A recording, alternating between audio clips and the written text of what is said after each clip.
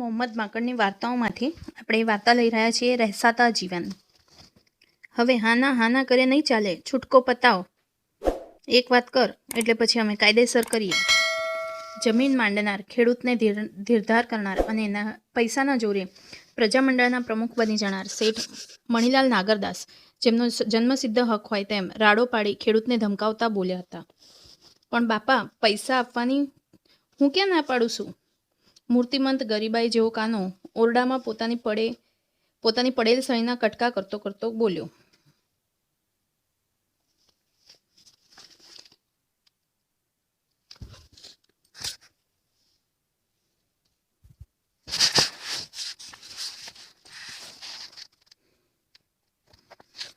ખેડૂતો શેઠિયાઓ પાસે નીચું મોં કરી બેસવાના અને હું ક્યાં ના પાડું છું એ પ્રધાન પંક્તિ રાખી આખી કવિતા ગાવાના. હવે જમાનો બદલાયો હતો. દરબારી વેટનો જમાનો વીતી ગયો હતો, પરંતુ શેઠિયા વેટનો જમાનો હજુ જીવંત હતો. હજુ પૈસા એ જીવનમાં પ્રધાન વસ્તુ ગણાતી. હજુ પૈસાથી માનવતા જ નહીં, પરંતુ માનવીને પણ ખરીદી શકાય એ પ્રવાહ પૈસાદારોના મગજમાં ઉછળી રહ્યો હતો. ના નથી પાડતો ત્યારે આપી દે ને.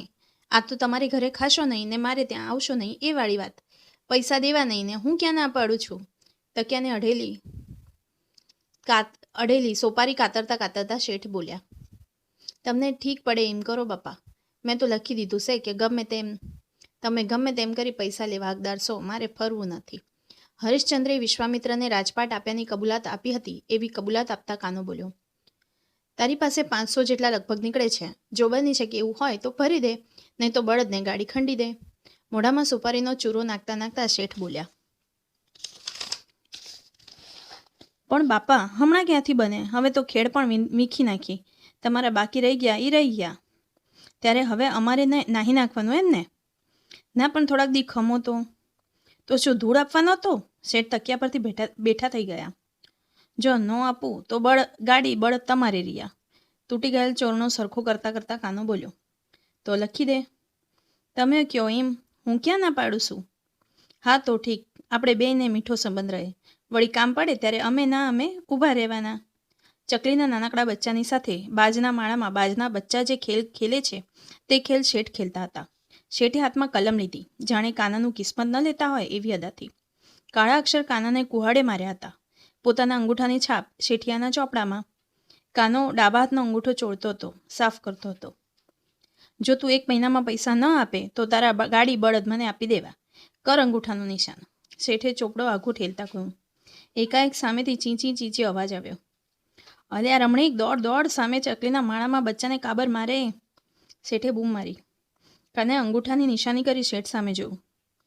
જો મહિનામાં ન બને તો? કાનો બીતો બોલ્યો. તો બધું તારે રહ્યું. ઓય બાપલિયા, એવું હોય તો પછી બોલવું તું ને. શેઠે મસ્કરી આદરી. ના એમ નહીં. ના ને વળી હા. શેઠે પેટ પર હાથ ફેરવ્યો. એક ઓડકાર ખાધો ને બોલ્યા. સ્ટાફના પૈસા તો લાવ. સારાના છે, વધારે નથી. કાનાએ દયામણું મોં કરી કહ્યું. ઠીક, એટલા તો એટલા, અમે ઉમેરશું બીજા. તને કંઈ ઘરના માણસને એટલા માટે હેરાન કરે છે? સ્ટાફ શું કહેવાય એ કાનાને ખબર નહોતી. સત્યનારાયણની કથામાં લગ્ન પ્રસંગે કે એવા બીજા પ્રસંગોએ જે ગરીબાઈથી, જે ગભૃતાથી બ્રાહ્મણના હાથમાં તે પૈસા આપતો, એ જ રીતે એ ખેડૂતે ખાધા પછી મહેમાનને ચા પાણી આપે એમ સ્ટાફના પૈસા આપ્યા. અલ્યા બળદનું શું ઉપજે એમ છે? શેઠે વાત બદલતા કહ્યું. 300 350 ઉપજે બાપા. ચા રાની તકિયા સામે મૂકતા ગરીબાઈ બોલી. ગાડી તો હજી નવી નક્કોર છે. બીજો બધો સામાન વેચી નાખ્યો. મારા મનમાં કે ભાડા કરશું ને ગદરી ખાશું. કેટલા? 50-60 ઉપજે. 100 રૂપિયા આપીને તો મારું સાડું લઈ જતો હતો, પણ મેં ના પાડી. બાપા, તમારે ફુગ્ગા લેવા છે? બાપા, અમારે ફુગ્ગા લેવા છે. નાનકડી છોકરી અંદર આવીને બોલી. એન્જિન પાછળ 3-4 બીજા ડબ્બા પણ ઓફિસમાં દાખલ થઈ ગયા. બાપા, મારે લીલો, એક છોકરો બૂમ પાડી. ના દાદા, રાતો. ના પીળો, બીજાએ ઘોંઘાટ મચાવ્યો. ચૂપ, શેઠે છોકરાને શાંત પાડવા ગયું. રમણીક, એમણે બૂમ પાડી. એ આવ્યો બાપુજી. જા, આમને 1 ડઝન ફુગ્ગા લાવી દે, એટલે હમણાં પંચાત નહીં. શેઠે પાવલી ફેંકતા કહ્યું. કાનાને ઘર સાંભળ્યું. નાનકડા તળશીએ હીરા શેઠના છોકરાના હાથમાં ફુગ્ગો જોઈને ફુગ્ગાનું વેન કર્યું. પૈસા નહોતા. જ્યારે પીપરડીથી નીકળ્યો ત્યારે એની ઘરવાળીએ 4 આના કાઢી દીધા. લ્યો, સ્થાનક પર જઈ ભજીયા ભજીયા કાંક ખાજો અને એકાદ દો ફૂગો લેતા આવજો. રમણીક પૈસા લઈ બહાર ગયો. બધા એની સાથે ગયા. કાનાને વિચાર આવ્યો, જેના નસીબનું જે ખાય, ભાગ્ય વિના કોઈ ભોગવાય છે? કોઈને એની પાસે આવી ગરીબાઈમાંથી અતૃપ્તિ નહોતી જન્માવી, પણ ધર્મ અને કથા કીર્તનવાળાઓને ત્યાં આવી ગરીબાઈમાંથી સૂકો સંતોષ જન્માવ્યો હતો. જો અતૃપ્તિ જન્મ પામત તો મેળીઓ હજમ કરી એને સંતોષ થાત ખરો? કાનો ઉઠ્યો. શેઠના માથા પર દિવાલે એક મોટી છબી ટાંગી હતી. દુશાસન દ્રૌપદીના ચીર ખેંચતો હતો. એના તરફ તેનું ધ્યાન વળ્યું. પડવાર તે થંભ્યો. પછી નીચે ઉતરી જોડા પહેરીને ચાલતો થયો. બારણું ઉઘાડી બહાર જતા એને છોકરા ફુગ્ગા લઈ સામા મળ્યા. ઓરડામાં બેઠા બેઠા મણીલાલ શેઠ વિચાર કરતા હતા. સલો જમાનો ફરી ગયો. ખેડ કરાવ્યા સિવાય હવે આરો નથી. અત્યારે ખેડૂતની કિંમત ક્યાં ઓછી છે? વળી એમાં આપણા જેવા પૈસાદાર ને આબરૂદાર. વળી લાગવક કેટલી? કાલે જ લોઢાના હળ માટે પુના કાગળ લખાવી નાખું. અત્યારના પ્રધાનોને વ્યાજ વટાવ કોણ જાણે કેમ અળખામણા થઈ ગયા છે. કોઈ વિચારતા જ નથી કે વેપારી વ્યાજે પૈસા આપતા બંધ થશે તો ખેડૂતોનું શું થશે? ઠીક, કોસ ને વરત કૂવામાં પડે, આપણે શું? પણ મારા કાનાના બળકથી જ છે હો. જો આવે તો, અને જો કોઈ ભેટી ગયા. અરે એને કોણ એનો દાદો મળવાનો હતો? 15 દાડે પાછો અહીંનો અહીં. પણ બાપુજી, મારા ફ્રેન્ડનો કાગળ આવ્યો છે. હું FY કોલેજના પહેલા વર્ષમાં પાસ થયો છું. રમણીક પોસ્ટકાર્ડ લઈ અંદર આવ્યો. ક્યારે? અત્યારે આવ્યો? હા. હવે આણંદ, બીજું શું? BAG ખેતીવાડીના સ્નાતક માટે જવું છે ને? હા, વિચાર કરશું. વિચાર કરશું? નક્કી, શેઠ બોલ્યા. લ્યો માધો, સંદેશ આપી રવાના થયો. શેઠે નજર કરી. ખેડૂતોની સ્થિતિ સુધારવા અંગે વડાપ્રધાને કરેલે પ્રવચન. અંદર શીર્ષક હતું, કોણ જાણે ખેડૂતોને કેટલા ફટવી મૂકવા છે. બીજાની પરિસ્થિતિ જોશે કે નહીં? શેઠ ગણગણ્યા. સ્થાનકપુરમાં જે થોડું ઘણું કામ હતું તે પતાવી કાનો પીપરડી જવા રવાના થયો. નિત્ય ઉપયોગમાં આવતી ચીજો પણ પીપરડીવાળા સ્થાનકપુરથી જ લેતા હતા. એક ગામનું છેલ્લું ને એમને મન જાજુ છેટું નહોતું. 2-4 દિવસે તેઓ એકાદ આંટો મારી જતા. હીરા શેઠ ત્યાં હતા, છતાં જરૂર નહોતી.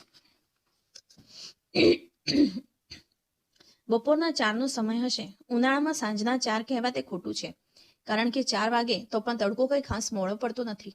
જેમ યૌવન જાય છતાં જતા જતા ઝમક પાછળ મુખ રાખતું જાય, તેમ તડકો પણ પ્રૌઢા જેવો જ.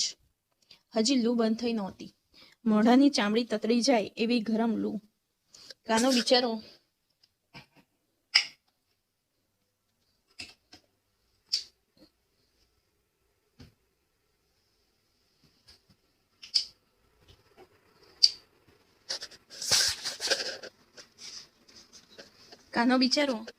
આડા હાથ રાખી મોઢાનું રક્ષણ કરતો. પછડી પણ એની પાસે નહોતી. એનો આ નિષ્ફળ પ્રયાસ જોઈ સૂર્ય ઉપર રહ્યો હસતો, અને એ હાસ્યમાંથી અગ્નિ ઝરતો. કાનો ગરીબાઈના ચૂલામાં રીંગણાની જેમ બફાઈ રહ્યો હતો, બળથું થઈ રહ્યો હતો. એટલાથી જ ન ધરાતા એ જલ્દી બફાઈ રહે એ માટે ઓબાળને તાપને સરખો કરતી અમીરી બહાર બેઠી હતી અને એ ભક્ષ્ય કરવા માટે આનંદથી જોઈ રહી હતી. ગુફામાં બેઠેલ સિંહ ક્રૂર ઘુરકાટ કરે તે પ્રમાણે ઝાડોની ગુફામાં પવન ઘુરકતો હતો. કાનાના મનમાં વિચાર થયો, મને દાણા પણ પૂરા ન મળે અને આ વેપારી. ઓચિંતાનું કેડિયું એ બાવળની ડાળ સાથે ભરાયું. કાંટા વાગ્યા. ફાટેલ કેડિયું ફાટ્યું. વિચાર અટક્યા. અરે, હું નક્કામાં કોકના વસાર શું કામ કરવા માંડ્યો? આપણા કરમમાં જ નહીં એનું શું? વળી વિચારે ચડ્યો. માણસના વિચારો માંકડા જેમ કૂદ્યા જ કરે છે, એક ઝાડેથી બીજે ઝાડે. પર્વતના શિખરેથી રડતો આવેલ પથ્થર જે રીતે નીચે પડે છે તે રીતે વિચારો કૂદતા કૂદતા એક ઠેકાણેથી બીજે ઠેકાણે દૂર દોડ્યા જ જાય છે. જ્યાં રોકાવાનો આવે ત્યાં રોકાય અને ત્યાંથી વળી પાણીની જેમ બીજો માર્ગ લે. વિચારોથી જ મનુષ્ય મહાન બને છે અને વિચારોથી જ તે હલકામાં હલકો નીચ પણ બને છે. એક માણસના વિચારો દુનિયામાં શાંતિ સ્થાપવા અમૃતના ઘડાઓ લઈ આવે છે. બીજા માણસના વિચારો દુનિયામાં તોફાન મચાવતો ધગધગતો લાવો લઈને આવે છે. માનવ સમાજના ઘડા પણ જાણે અજાણે પણ દરેક વ્યક્તિના વિચારની થાપટો પડે જ જાય છે.